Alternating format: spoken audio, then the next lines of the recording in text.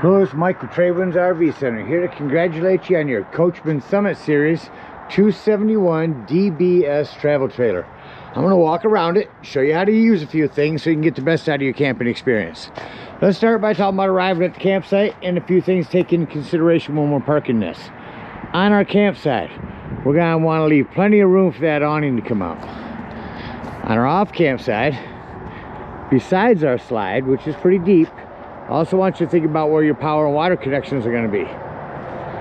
Your power cord is going to plug in all the way on the rear corner on your driver's side of your tow vehicle or off camp side of your trailer.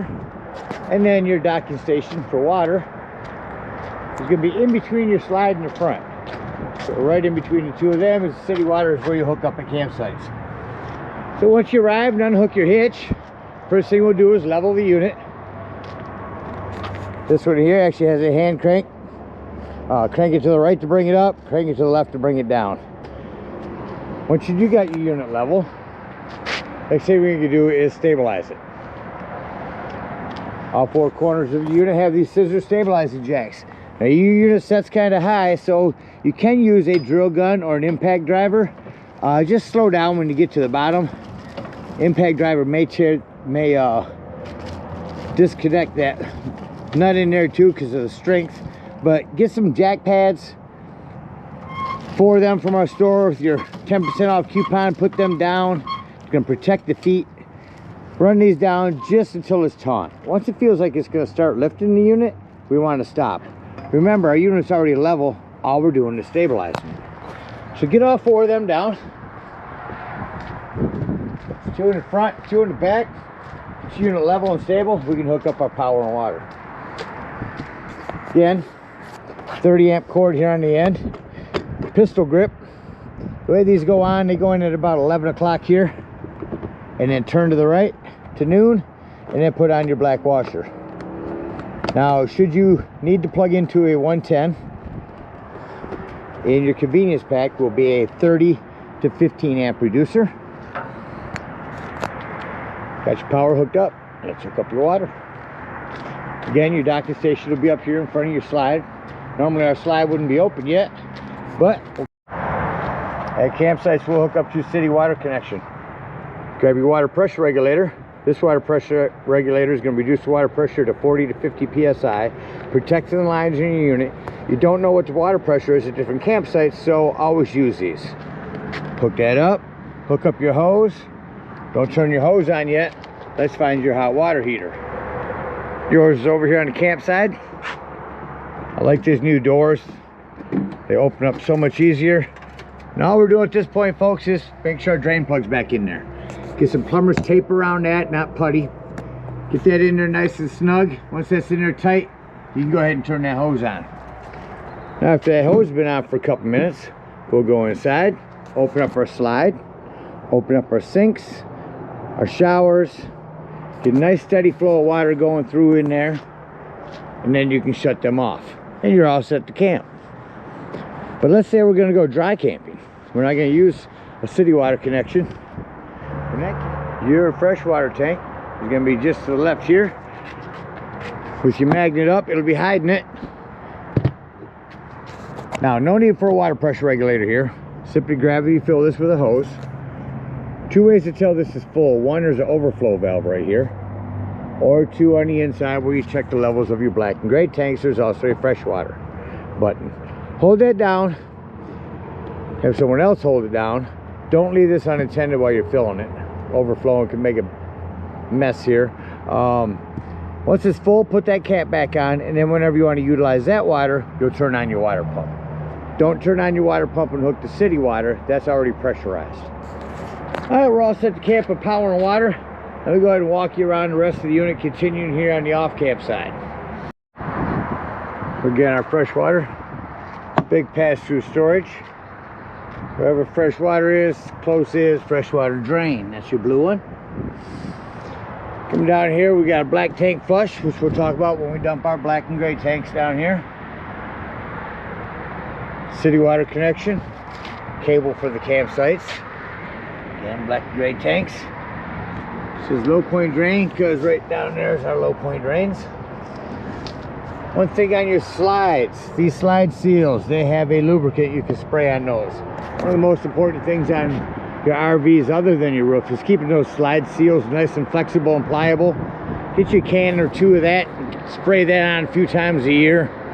It'll add to the longevity of the life of these. Coming down here, we've got a big storage area in the back. Again, our power and our magnet hold for an outdoor griddle. You gotta hold these both down at the same time. There we go. Nice griddle system. Right there's your quick connect LP for that. There's your hose to bring it down to it, and a spray port hose, which will hook up right here. So you need to clean things off. Make sure you lock this for traveling. Not just snap it, but lock it. You're prepped for a backup camera as well, and for a Lippert ladder. Get a ladder, whether you get this one or not, get a ladder and utilize it. Go up there a couple times a year, check the seams of your roof, and caulk as needed with recommended RV roofing caulk. Coming to our campsite, our entry doorway, a couple of outdoor speakers, a hood vent for our range, flue for your furnace. A couple things on that. If you're running your furnace to your clear, if it does get hot, make sure nothing's ever blocking it. Over here again is our hot water heater. Something on that real quick. This is your pressure release valve. That's what we'll use to dump the water when leaving the campsite.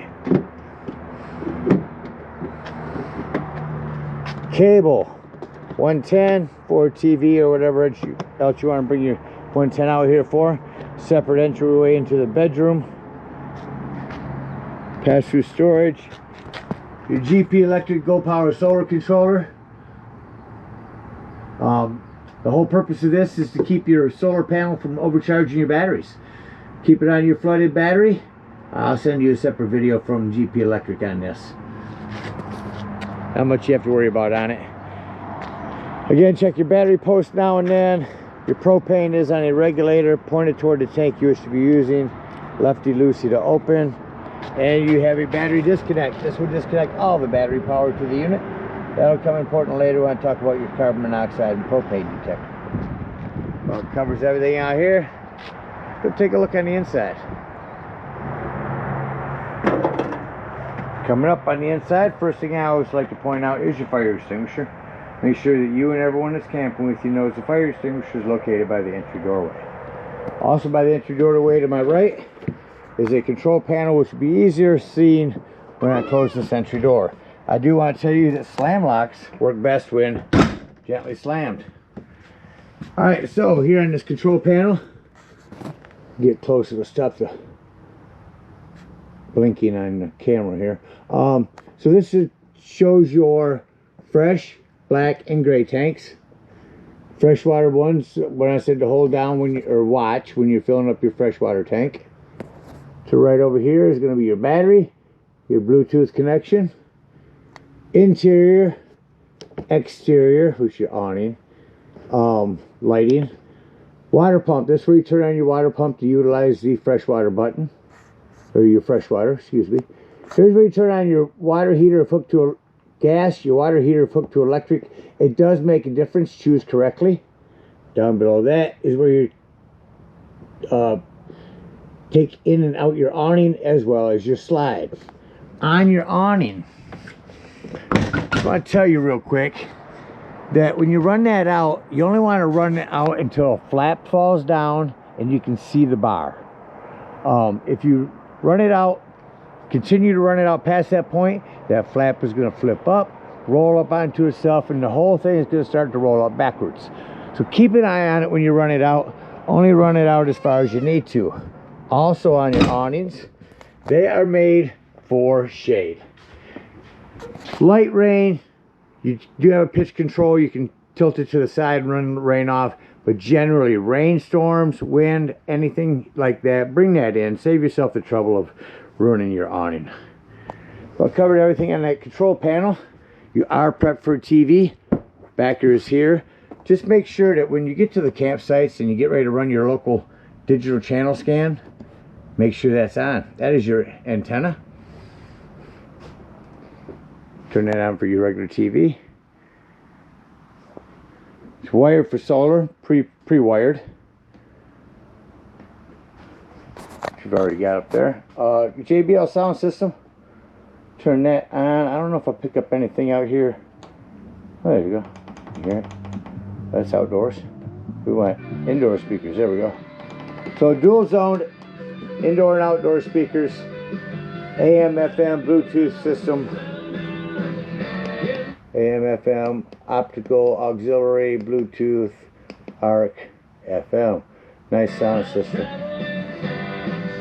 Shut that off. Down here is your 12 volt carbon monoxide propane detector. The reason I mentioned that's 12 volt, that is always running off your battery. So if you are out dry camping somewhere with this and you're not plugged in to extra solar and you don't want this to run your battery down, use that battery disconnect up front. Your fridge does have a safety latch. Keep that over like that for travel. Below your fridge is going to be your breaker box and fuses.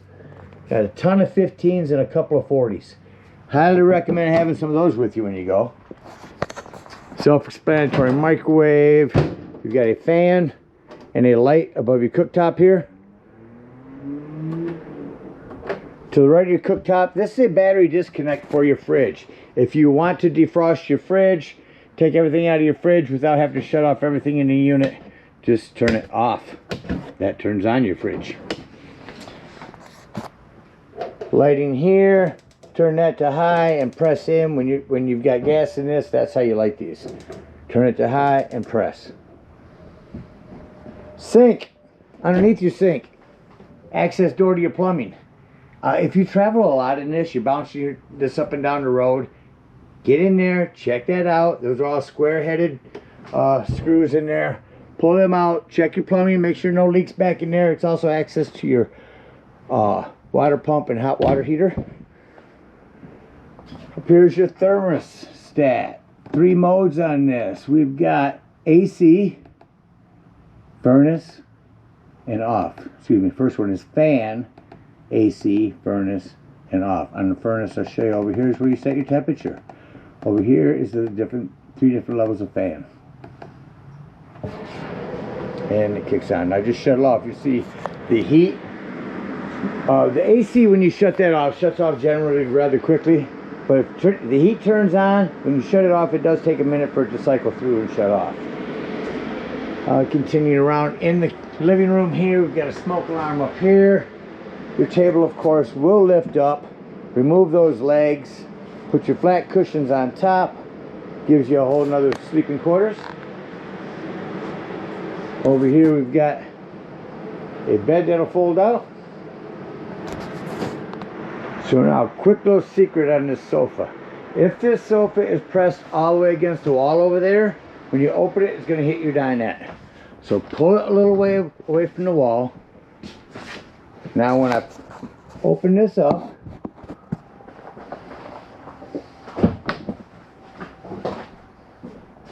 we're going to remove our Velcro backs. Grab our strap here and lift it up and tip it forward. Then fold these down. There's your other sleeping quarters. See, I gave it a nice little gap there. Put in the back. Make sure you lift the back up first. Lift up, push down. Your Velcro cushion back just that quickly. Go back to the sofa. Up here you've got one-touch lighting for our bunk areas. Charging ports on the ends. Storage. Storage drawer. Coming back now, into our bathroom. 110 with GFCI reset. More plumbing to keep an eye on. Little storage under your bed. And your separate doorway going out. Now one thing, you have also a backer for TV in here. And lastly, I want to tell you about your door here. This door, you want to make sure it's snapped open for travel, otherwise it's going to be bouncing a lot. Make sure you lock that door. Shut off our lighting as we're leaving. It's all off. Off. You do have a hand crank open exhaust vent above your shower here. Got all that secure back there. Make sure this door is secure so that slide doesn't interfere with it as it comes in. That about covers everything in here. Let's act like we're getting ready to leave the campsite and close the unit up. So I would start by coming over here to my control panel and shutting off my interior lights. Then any other lights that are on in the unit. I know I've shut off all those back there. Any of the other ones that are on are little accent lights that I need to walk through and individually shut off.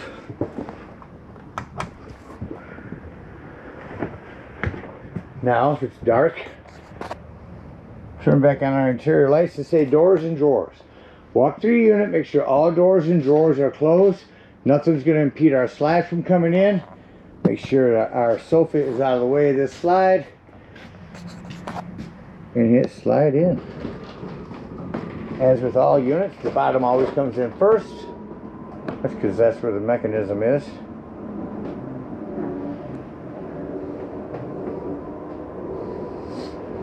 Again, see the importance to have that door down there closed. You don't want that to hit the handle and rip that off.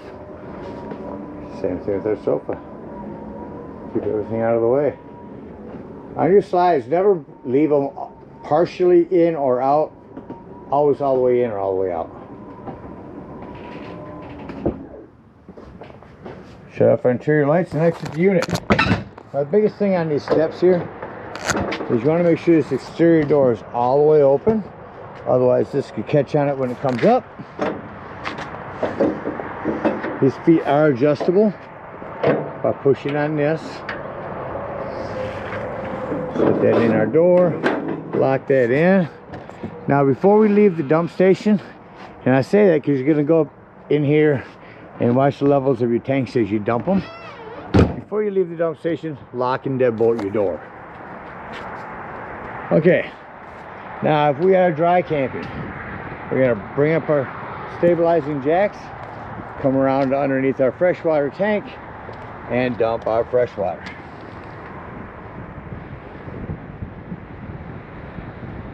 If we're at a campsite, we're going to unhook our power, our water, our cable, bring up our stabilizing jacks, and head on up to the dump station.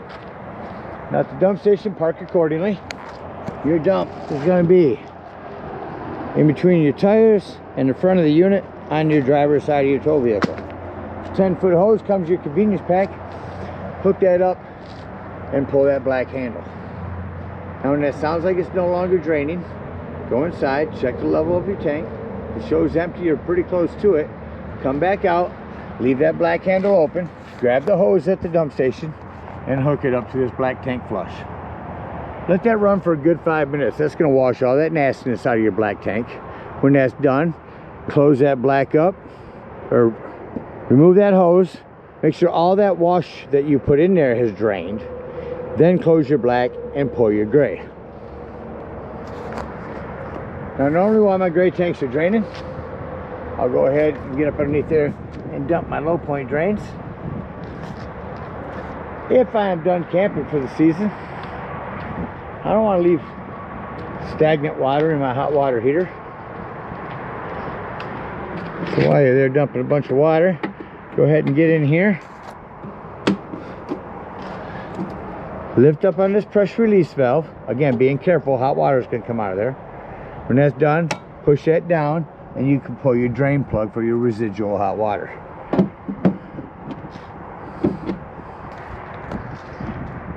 When my gray take is done,